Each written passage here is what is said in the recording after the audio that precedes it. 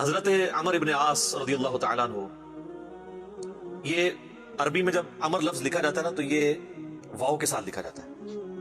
عمر جس طرح لکھا جاتا ہے اسی طرح عمر بھی لکھا جاتا ہے، لیکن عربی اس میں فرق کرتے ہیں، اس کو لکھتے ہیں عمرو. وہ اردو میں لوگ پڑھ رہے ہوتے ہیں نا عمرو، یہ عمرو عیار کی کہانیاں، وہ لفظ بھی ڈیوائس بیسیکلی حضرت عمر بن عاص سے ہوا ہے. برین ان کا بہت تھا. اچھا، لیکن وہ لفظ ہی غلط ہے. لفظ عمرو تو کوئی لفظ ہی نہیں ہے، لفظ ہے امر.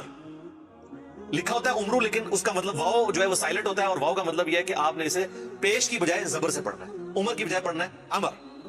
تو حضرت عمر بن عاص رضی اللہ تعالیٰ عنہ، یہ آپ سمجھ لیں کہ قریش مکہ مشرکین عرب کے تھنک ٹینکس میں سے تھے. گفتگو کرنے کا بھی ان کو فن آتا تھا، اور معاملہ فہمی اور چیزوں کو ہینڈل کرنا یہ ان پہ ختم تھا، اور ینگ ایج کے اندر. اس کا اندازہ آپ اس بات سے لگائیں کہ جب مسلمان ہجرت کر کے نجاشی کے پاس چلے گئے تو مشرکین عرب نے اپنا سفیر بنا کر جس شخص کو بھیجا کہ وہاں پہ جا کے ایک عیسائی بادشاہ سے مقدمہ لڑ سکے اور نعوذ باللہ مسلمانوں کو وہاں سے دوبارہ ملک بدر کروایا جائے، تو جس شخصیت کا انتخاب کیا وہ عمر بن عاص تھے. اس وقت ظاہر مسلمان نہیں ہوتے. بہرحال وہاں پہ پھر قرآن کی طاقت کام آئی.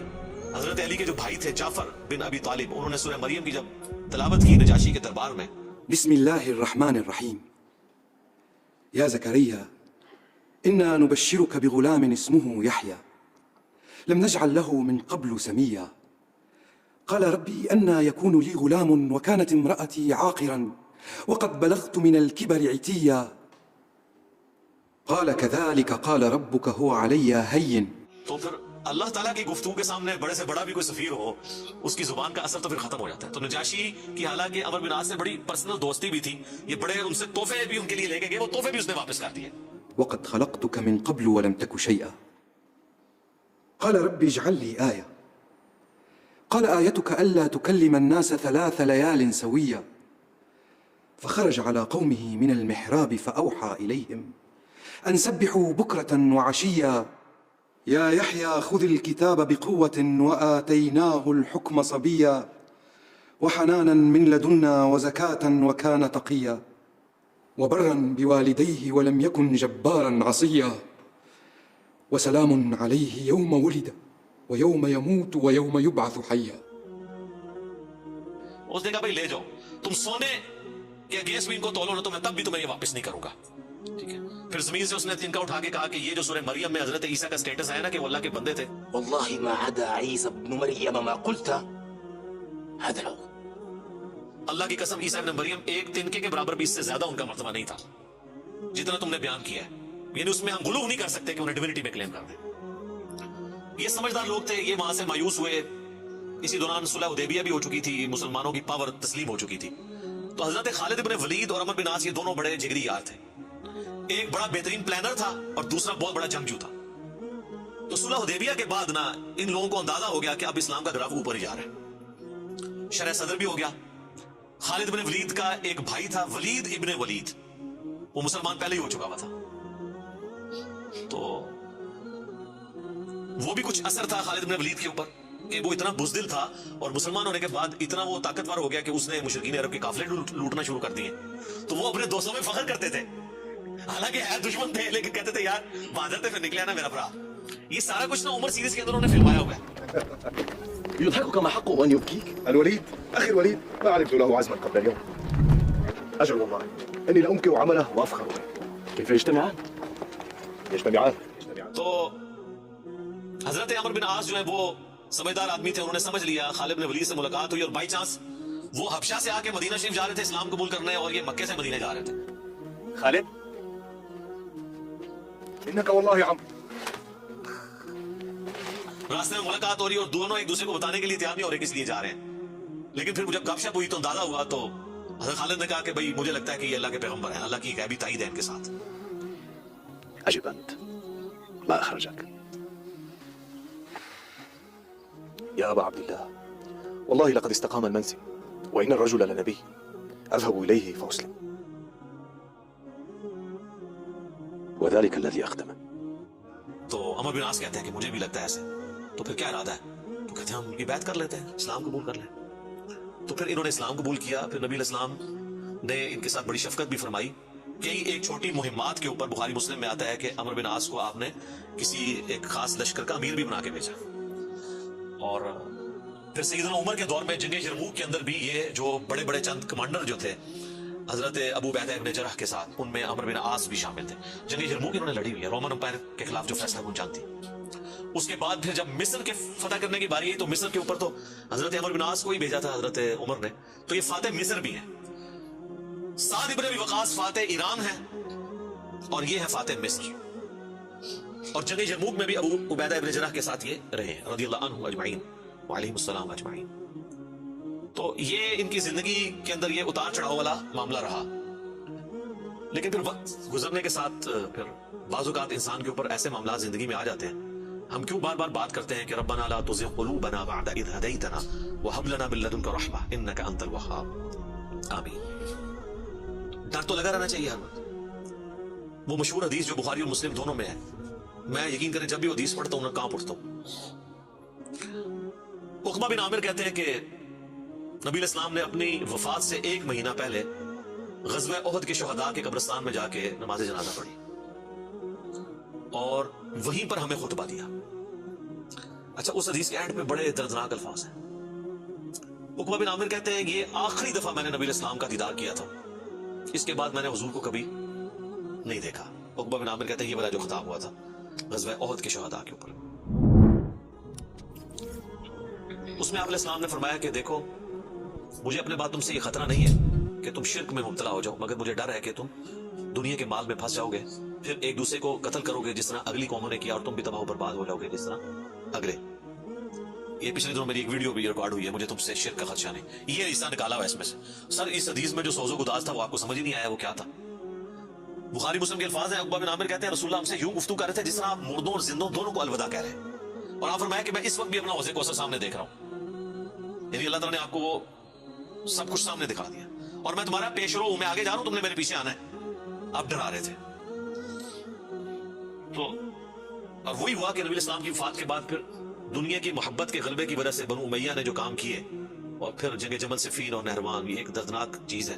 یوٹیوب پہ میری کئی ویڈیوز اس کے اوپر ریکارڈنگ ہے. اس حدیث میں بہرحال یہ آپ چیز نوٹ کریں کہ نبی علیہ السلام نے یہ خطبہ مسجد نبوی میں دینے کی بجائے قبرستان میں کیوں دیا. اس کی 2 ریزنز تھی. اس لیے کہ وہ قبرستان تھا غزوہ احد کے میدان میں جہاں پر ایک واضح فتح مال غنیمت سمیٹنے کی وجہ سے شکست میں بدل گئی تھی. حالانکہ رسول اللہ موجود تھے، لیکن دنیا کی محبت کا تھوڑے سے غلبے نے رسول اللہ کی موجودگی کی بھی پرواہ نہیں کی اللہ نے، اور فتح کو شکست میں بدل دیا. تو آج تو رسول اللہ موجود بھی نہیں ہے، ہمیں آپ کی دعاؤں کا بھی وہ حصہ نہیں ہے جو صحابہ کو نصیب تھا صلی اللہ علیہ وسلم رضی اللہ عنہ اجمعین. اور دوسرا نبی علیہ السلام یہ میسج دینا چاہ رہے تھے کہ غزوہ احد میں وہ لوگ اس قبرستان میں دفن ہیں جنہوں نے محنتیں کی ہیں اور پھل ملنے سے پہلے ہی وہ اسی فقر کی زندگی میں دنیا سے چلے گئے. حضرت حمزہ ابن عبد المطلب نے تو اسلام کا گولڈن پیریڈ نہیں دیکھا نا، ان تو قربانیاں دی ہیں نا. آپ اس سے اندازہ لگائیں، یہ میرا اجتہاد ہے اور یہ درست ہے کہ اگر رسول اللہ کی وفات کے وقت حضرت حمزہ زندہ ہوتے تو پہلے خلیفہ وہ بنتے، کیونکہ غزوہ بدر اور احد کے اندر نبی علیہ السلام نے آرمی چیف ان کو بنایا تھا. ابو بکر عمر عثمان و علی ان کے انڈر تھے. تو حمزہ بن عبد المطلب تو شہید ہوئے احد میں، ان کی لاش کا مسئلہ ہوا. نبی علیہ السلام نے یہ بھی میسج دیا کہ یہاں پہ، اور پھر وہاں تو اتنی دردناک حدیثیں ہیں بخاری مسلم میں کہ کفن کے لیے بھی کپڑا نہیں تھا، سر چھپاتے تھے تو پاؤں ننگے ہو جاتے تھے کہ یہ صاحب کے، پھر گھاس ڈال کے ایک قبر میں کئی مردے دفنائے گئے. تو نبی اسلام یہ بھی میسج دے رہے تھے کیونکہ آپ کو تو اللہ نے دکھا دیا نا. اسی حدیث بخاری مسلم میں آتا ہے کہ اللہ تعالیٰ نے زمین کے خزانوں کی چابیاں مجھے دے دی. اور جو بریلوی کہتے ہیں کہ حضور ہی سب کچھ بانٹ رہے ہیں، خدا کا نام ہے. اور میرے بھائی وہ بخاری مسلم میں باقی حدیث میں موجود ہے، وہ زمین کے خزانے رومن اور پرشین امپائر کے خزانے ہیں جو صحابہ نے فتح کرنے تھے، بیت المال میں آ کے جمع ہونے تھے. یہ تھا اس سے مراد کہ مجھے اللہ تعالیٰ نے عطا فرمائی ہے، مجھے اللہ تعالیٰ نے دکھا دیا کہ میری امت کہاں تک پہنچے گی. وہ کئی ایک حدیث آپ کو مشکات کی نا 3 جلد میں نبی علیہ السلام کے فضائل کے چیپٹر میں وہ مل جائے گی. کئی لوگ ہمیں ای میل بھی کر رہے ہوتے ہیں یہ حضور کو جو چابیاں دی گئی ہیں تو پھر آپ جس کے پاس چابی ہے اسے ہی مانگنا چاہیے. وہ یہ تھا، ٹھیک ہے، کہ وہ رومن اور پرشین امپائر کے خزانے مسلمانوں کو ملے. تو بہرحال اسی کی ایگزیکیوشن بعد میں ہوئی ہے، اور حضرت عمرو بن عاص بھی اس، یعنی آپ سمجھ لیں سسٹم کا کسی درجے تک حصہ بنے. اور یہ میں ان پہ کوئی فتویٰ نہیں لگا رہا، وہ خود مانتے تھے کہ میرے ساتھ ایسا معاملہ ہوا. مجھے حضرت عمرو بن عاص سے یہ چیز یاد ہے. بڑی رکت انگیز حدیث ہے جس میں ان کے قبول اسلام کا واقعہ بھی ہے. صحیح مسلم میں کتاب الایمان چیپٹر میں شروع ہی میں 321 نمبر حدیث ہے انٹرنیشنل نمبر کے مطابق. اور میرے یہ جو کربلا والا ریسرچ پیپر جس میں میں نے 200 حدیث جمع کی ہیں، اس کے اندر بھی آپ کو مل جائے گی. جنگ صفین کے حوالے سے میں وہ حدیثیں لے کے آیا ہوں. صحیح مسلم میں 321 نمبر. حضرت عمر بن عاص کی موت کا وقت جب قریب آتا ہے تو وہ دیوار کی طرف منہ کر کے رونا شروع کر دیتے ہیں. سر موت کے وقت انسان کو پھر اپنی زندگی میں کی ہوئی غلطیاں یاد آ جاتی ہیں. تو ان کا بیٹا ان کو تسلی دیتے ہوئے کہتا ہے کہ ابا جان آپ تو نبی علیہ السلام کے قریبی ساتھیوں میں سے تھے, آپ نے رومن امپائر کی جنگیں لڑی ہوئی ہیں, جنگ یرموک, جہاد میں آپ شامل رہے ہیں, اتنے اتنے بڑے فضائل ہیں آپ کے لیے. تو حضرت عمر بن عاص اسے ٹوکتے ہیں اور کہتے ہیں کہ تم نے ایک فضیلت تو چھوڑ دی جو سب سے بھاری تھی ہمارے نزدیک, یعنی صحابی ہونے سے بھی بھاری فضیلت اس اعتبار سے, اور وہ ہے اس بات کی گواہی دینا کہ اللہ کے سوا کوئی معبود نہیں اور محمد اس کے رسول ہیں صلی اللہ علیہ وآلہ وسلم. تو انہوں نے کہا تم نے یہ چیز چھوڑ دی, اصل چیز تو یہ ہے, ہاں جب یہ چیز حاصل ہو جائے پھر صحابی ظاہر ہے بہت بڑی فضیلت ہے, لیکن صحابی بنتا ہی وہ ہے جو پہلے اس کلمے کا اقرار کرے. تو کہتے ہیں کہ اب وہ بیٹے کو وجہ بتاتے ہیں اپنے رونے کی, کہتے ہیں کہ بیٹا ایک وہ وقت تھا کہ مجھے رسول اللہ سے بڑی دشمنی تھی نعوذ باللہ, اور میری زندگی کی سب سے بڑی خواہش تھی کہ اگر رسول اللہ صلی اللہ علیہ وآلہ وسلم کے بارے میں مجھے کوئی موقع ملے تو میں انہیں قتل کر دوں نعوذ باللہ. میرا دل ان کے بغض سے بھرا ہوا تھا. اے میرے بیٹے اگر میں اس وقت مر جاتا تو سیدھا جہنم میں جاتا, لیکن پھر اللہ تعالیٰ نے میرا سینہ اسلام کے لیے کھول دیا. رسول اللہ صلی اللہ علیہ وآلہ وسلم کی محبت میرے دل میں جاگزی ہوئی, اور وہ کہتے ہیں پھر مجھے اس دنیا میں رسول اللہ سے بڑھ کر کوئی محبوب نہیں تھا صلی اللہ علیہ وسلم.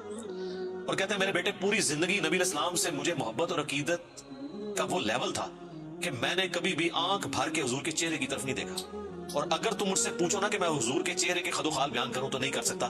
میں نے زندگی میں حضور کی ادب کی وجہ سے کبھی آپ کے چہرے کو نگاہ بھر کے بھی نہیں دیکھا. اوئے ہوئے ہوئے. اور کہتے ہیں میرے بیٹے میں اس وقت مر جاتا تو سیدھا جنت میں جاتا جب میں نے اسلام قبول کر لیا.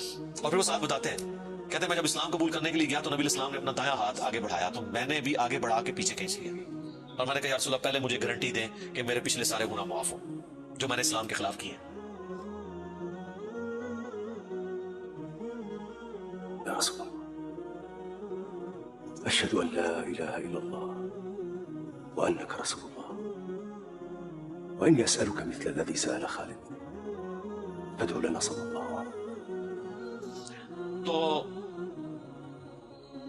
نبی علیہ السلام نے فرمایا کہ اے عمر کیا تجھے نہیں پتا کہ اسلام سابقہ کے سارے گناہوں کو معاف کر دیتا ہے, مقبول حج سابقہ کے سارے گناہوں کو معاف کر دیتا ہے, اور اللہ کی راہ میں ہجرت کرنا سابقہ کے سارے گناہوں کو معاف کر دیتا ہے.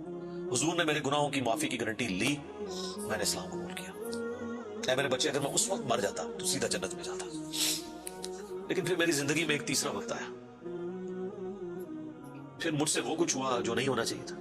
یہ حدیث مسند احمد کے اندر بھی موجود ہے, صرف صحیح مسلم میں نہیں ہے. اس میں تو خیر اور بہت سارے الفاظ ہیں, وہ میں بعد میں وہ طریق بیان کرتا ہوں.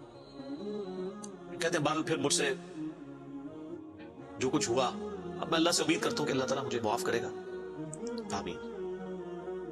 جب میں مر جاؤں تو میری قبر کے ساتھ, میری لاش کے ساتھ, میت کے ساتھ کوئی آگ نہیں ساتھ لے کر جانی, اور نہ کوئی نوحہ کرنے والی عورت ساتھ لے کے جانی ہے, اور مجھے دفنانے کے بعد میری قبر کے اوپر پانی چھڑک دینا, جس طرح نبی علیہ السلام کی سنت ہے کہ آپ دفنانے کے بعد پانی چھڑکتے تھے. اور اس کے بعد میری قبر پہ اتنی دیر موجود رہنا جتنی دیر ایک اونٹ کو نہر کر کے اس کا گوشت تقسیم کیا جاتا ہے, یعنی کم از کم 2 گھنٹے تک, تاکہ میں اپنی قبر سے مانوس ہوں اور دیکھو میں اللہ کے بھیجے ہوئے فرشتوں کو پھر کیا جواب دیتا ہوں. یعنی اس سے حضرت عمر بن عاص نے یہ بھی عقیدہ دیا کہ اسی زمینی قبر کے اندر حساب و کتاب ہوتا ہے, لیکن اس کو کوئی دیکھ نہیں سکتا. یعنی اگر ایگزیکٹ آپ کیمرہ فٹ کر دیں تو یہ جو کیپٹن عثمانی برزخی گروپ جو لوگ کہتے ہیں نا وہ کہیں اور قبر ہوتی ہے, تو حضرت عمر بن عاص کا یہ عقیدہ نہیں تھا. یہ حدیث ان کے گلے کا کانٹا ہے, جب ہم پیش کرتے ہیں کہتے ہیں عمر بن عاص کا تو ذہنی توازن آخری وقت میں بگڑا ہوا تھا, وہ تو بیکی بیکی باتیں کر رہے تھے, کیونکہ ان کے لیے تو وہ جو بھی باتیں حضرت علی کی فیور میں جائیں وہ بیکی بیکی ان کو لگتی ہے نا. میں کہتا ہوں ان کا دماغ جتنا موت کے وقت کام کیا ہے نا پہلے نہیں کیا تھا, کیونکہ وہ تو اس وقت ہی ان کو احساس ہوا ہے. اس طرح وہ پوری اپنی لائف سٹوری سناتا ہے جس کا دماغ چلا ہوا ہو, کدھر سے شروع ہوا اور کدھر تک پہنچا ہے. اچھا یہ حدیث مسند احمد میں بھی آتی ہے, اس میں جو ہے نا الفاظ ہیں کہ وہ گھبراہٹ کی وجہ سے نا دیوار کی طرف منہ کر کے روتے ہیں. تو ان کا بیٹا جب پوچھتا ہے کہ کیا موت کے خوف کی وجہ سے رو رہے ہیں, وہ کہتے ہیں میں موت کی وجہ سے نہیں رو رہا, میں رو رہا ہوں اس بات کو کہ مرنے کے بعد میرے ساتھ کیا بنے گا, موت کے بعد آنے والے حالات کے بارے میں. یہی تو سر ہم آپ کو کہہ رہے ہیں کہ مرنے سے پہلے اے مسلمان کر لے اس پہ غور, کتابوں کا خدا اور ہے, بابوں کا خدا اور. اچھا ایک اور طریقہ ہے مسند امام احمد میں اس کے ساتھ ہی کہ موت کے وقت جب انہیں گھبراہٹ ہوتی ہے نا تو دیوار کی طرف منہ کر کے زاروں قطار روتے ہیں. تو ان کا بیٹا کہتا ہے کہ ابا جی آپ رو رہے ہیں, آپ کو تو نبی علیہ السلام اتنی محبت کرتے تھے, آپ کو ذمہ داریاں دیتے تھے, آپ نے جنگیں لڑی, آپ نے رومن امپائر کے خلاف جنگ یرموک لڑی, تو حضور کو تو آپ کو بڑی اہمیت دیا کرتے تھے. سر اس پہ آپ ذرا جواب سنیں عمر بن عاص کا. وہ کہتے ہیں اللہ کی قسم مجھے پوری زندگی یہ بات معلوم نہیں ہو سکی کہ حضور مجھ سے واقعی محبت کرتے تھے یا صرف تالیف قلب کے لیے, میرا دل رکھنے کے لیے مجھے کبھی کوئی پوسٹ دے دیا کرتے تھے. لیکن دو بندے ایسے ہیں جن کے بارے میں دل سے گواہی دیتا ہوں کہ رسول اللہ اپنی وفات تک ان سے محبت کرتے تھے. ایک ابن سمیہ عمار ابن یاسر, اور دوسرا ابن ام عبد عبداللہ ابن مسعود. اب عمار بن یاسر ان کو کیسے بھول سکتا تھا؟ عمار کو تو مارا ہوا تھا انہوں نے صفین کے اندر. تو وہ کہہ رہے ہیں اگر حضور مجھ سے محبت کرتے تھے نا تو مجھے نہیں لگتا کہ وہ اندر سے کرتے تھے یا میرا دل رکھنے کے لیے. بعض اوقات بندہ کسی کو oblige بھی کر دیتا ہے نا تالیف قلب کے لیے. لیکن دو بندے ایسے تھے میں کہتا ہوں کہ حضور واقعی ان سے محبت کرتے تھے, ابن سمیہ اور ابن ام عبد. پھر عبداللہ بن مسعود کے بارے میں اور عمار بن یاسر کے بارے میں جب انہوں نے یہ بات کی نا تو ان کا بیٹا کہتا ہے کہ پھر انہوں نے دیوار کی طرف منہ کر لیا اور زاروں کے تار رونا شروع کر دیا, اور پھر ساتھ ساتھ یہ بول رہے تھے کہ اے اللہ تو نے ہمیں جن باتوں کا حکم دیا ہم نے وہ کام چھوڑ دیے, اور تو نے ہمیں جن چیزوں سے منع کیا تھا ہم وہ کام کرتے رہے, اب تیری مغفرت کے سوا کوئی چارہ نہیں ہے. اور پھر ان کا بیٹا کہتا ہے کہ بس یہی جملے وہ پڑھتے رہے کہ ان کی روح پرواز کر کے آخری ان کا کلام یہی تھا کہ اللہ جو جن کاموں سے تو نے روکا وہ ہم کرتے رہے, اور جن چیزوں کا تو نے حکم دیا ہم اس کی مخالفت کرتے رہے, تیری مغفرت کے سوا کوئی چارہ نہیں ہے. تو اسی حدیث میں الفاظ ہیں کہ وہ جو میں نے بتایا مسند احمد والی جو حدیث ہے کہ میری زندگی میں جو 3 پیریڈ آئے اس میں انہوں نے پھر تیسرا کہا کہ پھر میں حکومتی معاملات میں بادشاہت کے معاملات میں پڑ گیا. صحیح مسلم میں تو ایمبیگوس الفاظ سے, مسند احمد والے طریق میں ہے کہ میں بادشاہت سے جا ملا, یعنی وہ ملوکیت والا وہ جو معاملہ تھا وہ اسی کو ہی رو رہے تھے.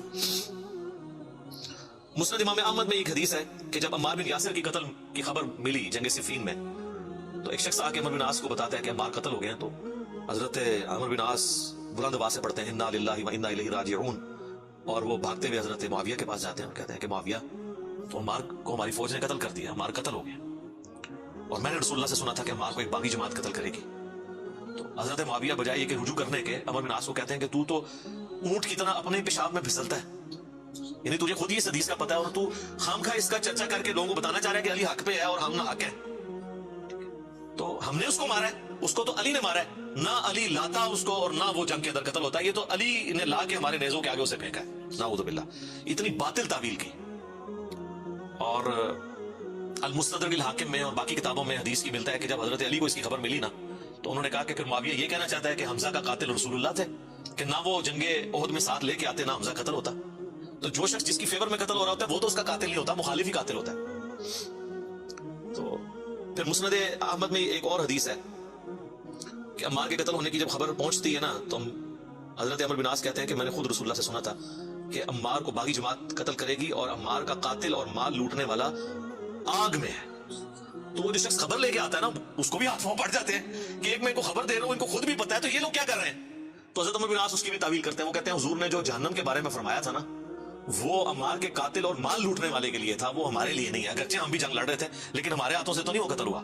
حالانکہ صحیح بخاری میں حدیث ہے عمار کو باغی جماعت قتل کرے گی, اور یہ حدیث میں نے بتایا ہم کو پتا بھی تھی. جماعت کے بارے میں الگ سے میں نہیں کہتا دوزخ میں جائے گی, اللہ اور بندے کا معاملہ ہے. تو انہوں نے کہا کہ یہ مال لوٹنے والا اور قتل کرنے والے کے بارے میں.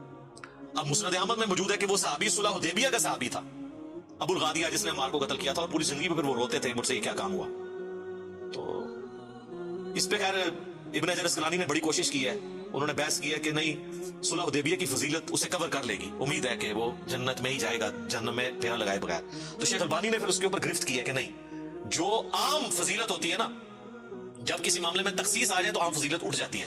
جب حضور نے فرما دیا نا کہ مار کا قاتل اور مال لوٹنے والا جہنم ہے تو اب یہ ایک تخصیص آ گئی ہے. جب تخصیص آ جائے نا تو حکم عام اٹھ جاتا ہے اس شخص کے لیے, لہذا آپ یہ تعویل نہ کریں. شیخ البانی یعنی انہوں نے حق گوئی کا مظاہرہ کیا. بہرحال یہ اللہ اور بندے کا معاملہ ہے, ہم کوئی کسی کی آخرت کا فیصلہ نہیں کرتے. بہرحال یہ حقیقت ہے کہ حضرت علی اپنی وفات تک ان لوگوں سے ناراض رہے ہیں. المصنف ابن ابی شیبہ میں موجود ہے, تابعی کہتے ہیں ہم نے حضرت علی کے پیچھے نماز میں قنوت نازلہ پڑھی ہے. حضرت علی قنوت نازلہ میں پڑھتے تھے اللہم علیک بمعاویہ و اشیائہ و عمر ابن عاص و اشیائہ و ابا سلمی و اشیائہ, اس میں عمر بن عاص کا بھی نام ہے. اے اللہ معاویہ کے شیعہ اور معاویہ اور اس کے شیعہ کو برباد کر, अमर बिन आस और उनके शिया को बर्बाद करिए, हजरत अली कुनूत नाज़िला पढ़ा करते थे। अच्छा, इन्होंने उर्दू में तर्जमा किया है, ऐ अल्लाह मुआविया और उसके शिया को संभाल ले। अब कैसा लफ्ज़ लफ्ज़ आता है निपट ले, वो आप कहेंगे कि इसमाल मतलब है कि इन्होंने साम, तो वो तवील करेंगे। तो मैंने इसलिए तर्जमा किया तबाह बर्बाद कर, क्योंकि ये अलैका के साथ जब बात की जाती है ना, तो ये आप कुनूत नाज़िला पढ़ रहे होते हैं ना यहूद और नसारा के ऊपर भी, तो उसमें भी अल्लाह अलैका ये तो नहीं इनको संभाल ले, संभाल लेते सानू भी अल्लाह सानू संभाल रहे होते यार। तो वो तर्जमा ऐसा करते हैं कि वो उसको ना बदल देते हैं। बहरहाल आज की डेट में हम तो ये कहेंगे कि हजरत अमर बिन आस रज़ी अल्लाह तआला अन्हु का मौत के वक्त रोना और अल्लाह की तरफ रुजू लाना, अल्लाह ताला उनकी गलतियों का कफारा इसको बनाए। बाकी इंशाअल्लाह ताला एक तो चीज है, हजरत अमर बिन आस के लिए मुझे मौला अली से एक गारंटी मिल गई है, मुसन्नफ इब्न अबी शैबा में मौजूद है कि अहले सिफ़ीन के बारे में जब मौला अली से पूछा गया तो उन्होंने कहा कि मैं उम्मीद करता हूँ कि मेरी तरफ से शहीद होने वाले तो जन्नती हैं ही हैं, मेरे मुखालिफीन भी जन्नती हैं। फिर क़यामत वाले दिन अल्लाह की बारगाह में मामला मेरे और मुआविया के दरमियान तय होगा। तो मेरे ख्याल है हजरत अमर बिन आस को मौला अली ने फिर कुनूत नाज़िला के बाद ये फरमा के निकाल दिया, और आप देख लें वो रोए भी बहुत है आखिरी वक्त में। मैं वैसे जब भी हदीस पढ़ता हूँ फिर अमर बिन आस के लिए मेरा दिल नरम हो जाता है कि उन्होंने मरने से पहले अल्लाह की तरफ रुजू लाए रज़ियल्लाहु ताला अन्हु अलैहिस्सलाम। अज़ानें शुरू हो जाती हैं, बकिया के सवालात इंशाअल्लाह अज़ान के वक्फ़े के बाद इंशाअल्लाह।